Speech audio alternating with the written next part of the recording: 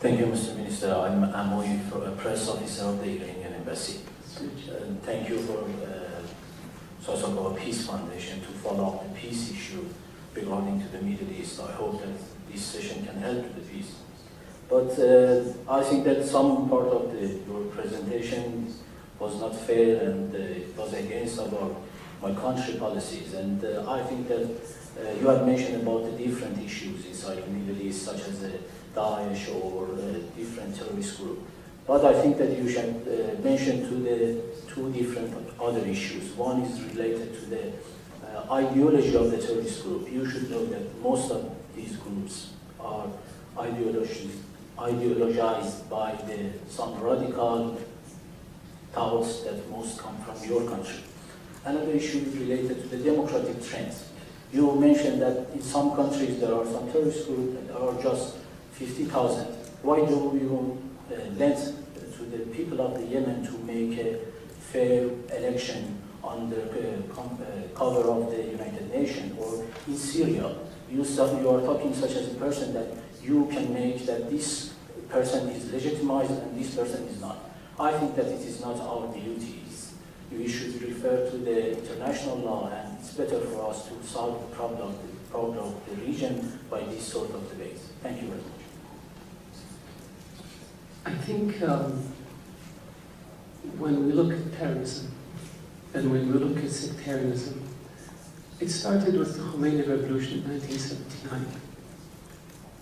Iran proclaimed a Shia state based on the Twelver concept and Wilayat al-Faqih. Iran argued that it was responsible for every Shia in the Middle East. This is what lit the sectarian fire in our region.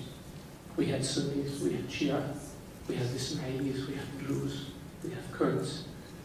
There was no sectarianism. This provoked a negative reaction among conservative Sunnis, and this is what unleashed sectarianism. Iran established the first sectarian terrorist organization in the Middle East called Hezbollah. Hezbollah proceeded through suicide attacks to blow up embassies, kill people, and try to take over a country. There's nothing democratic about it. The Houthis in Yemen are 50,000. We in the Gulf came up with the Gulf Initiative, which led to the national dialogues in Yemen, which called for a democratic transition in Yemen, which the Houthis undid by attacking from Saada to Amman, took over Sana'a, took over government institutions, and imposed their will by force, by weapons supplied by Iran.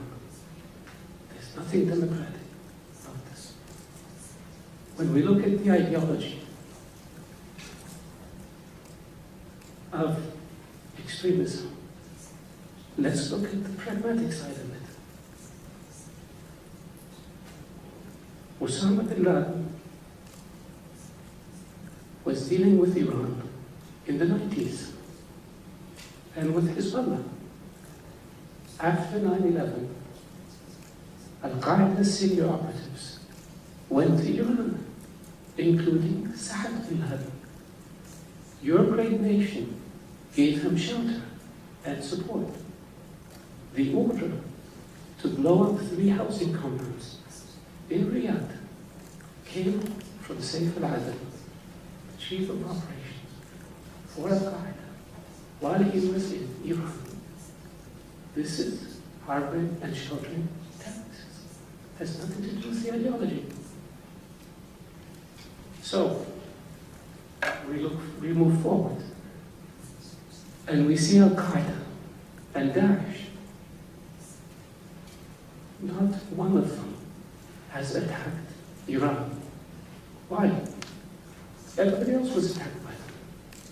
Could it be because you support them, shelter them, harbor them? Probably yes. So kind of,